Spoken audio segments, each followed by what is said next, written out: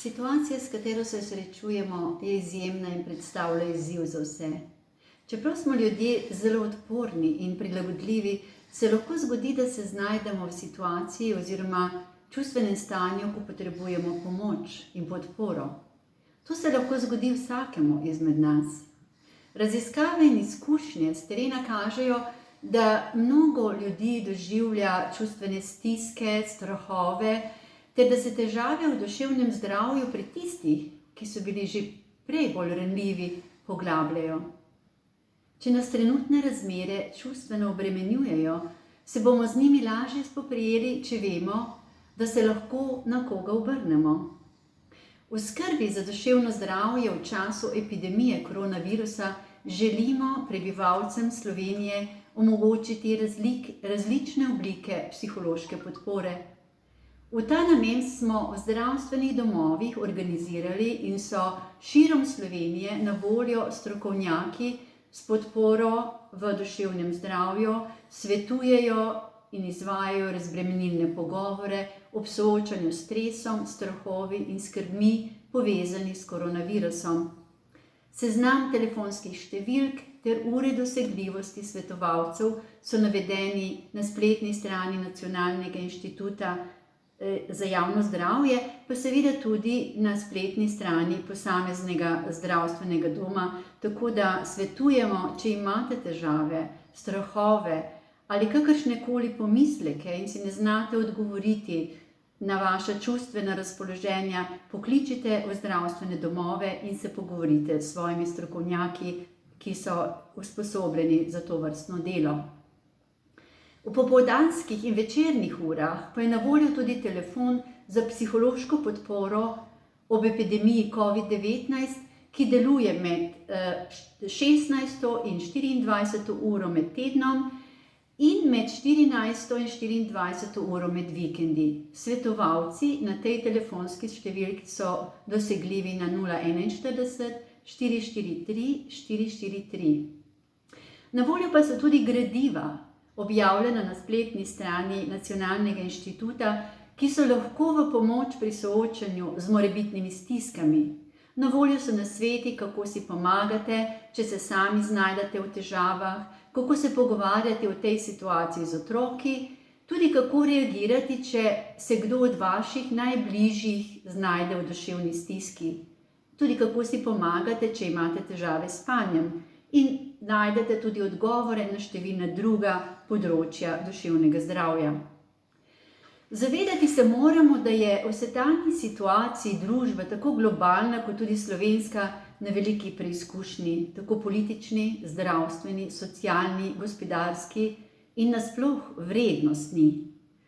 Od nas samih, od naše družbe, naše države je odvisno, kam se bo preusmerila. Pomembno je, da ohranimo oziroma poglobimo politično, družbeno, socialno občutljivost in pravičnost pri sprejemanju ukrepov za socialno in eksistenčno varnost najranljivejših skupin in posameznikov. S poglabljanjem socialne krize se poglabljajo tudi duševne težave in motnje in pa seveda slabi izidi, ki so povezani s tem.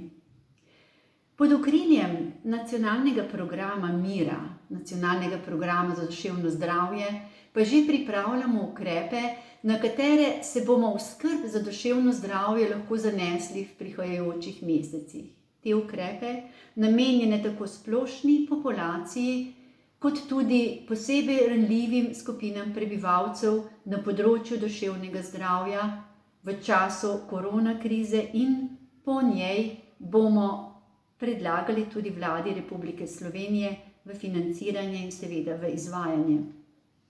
Glede na to, da smo v predprazničnem in prazničnem času, bi rada poudarila, da bomo letošnje praznike vsi preživeli drugače kot prejšnja leta. Morda nas lahko tudi to dejstvo nekoliko zmede in nam da neprijetne občutke, otožnost ali žalost, kar je seveda razumljivo. Ne glede na to, kakšne so naše navade in kako smo v predhodnih letih praznovali veliko noč, Poskušajmo ohraniti, seveda ob tem, kar nam je dano in omogočeno, in praznujmo veliko noč v krogu svojih dragih. V času praznikov se lahko zaradi različnih razlogov določene stiske povečajo, pojavijo se lahko občutja osamljenosti, otožnosti, brezvoljnosti in nemoči. Te stiske se lahko pojavijo predvsem pri ljudeh, ki nimajo bližnjih okoli sebe zaradi takih ali drugačnih razlogov ali živijo sami. In če smo mi tisti, ki smo osamljeni ali doživljamo kakšno drugo stisko, pokličimo svoje najdražje, svoje sosede, svoje prijatelje, oziroma če teh nimamo, pomislimo na drugo možnost za pogovor in podporo, o kateri smo govorili tudi prej. Če pa imamo ljudi okoli sebe in smo pravzaprav obdani s svojimi dragimi, pomislimo na tiste med nami, ki nimajo te sreče. Namenimo jim klic ali spodbudno misel. Kar daje globlji smisel tem praznikom, je tudi naša skrb za bližnje. Želim vam, da bi vsemu navkljub z optimizmom in upanjem zrli v prihodnost in v tem duhu tudi preživeli te lepe praznike. Kot je govoril že znameniti psiholog Viktor Frankl, je največja človekova svoboda prav v tem, da se lahko sam odloči, kakšno stališče bo zavzel do stvari, ki se mu dogajajo. Zato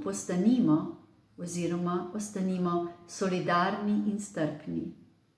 Dragi prebivalci Republike Slovenije, želim vam blagoslovljene, vesele, mirne in predvsem zdrave velikonočne praznike.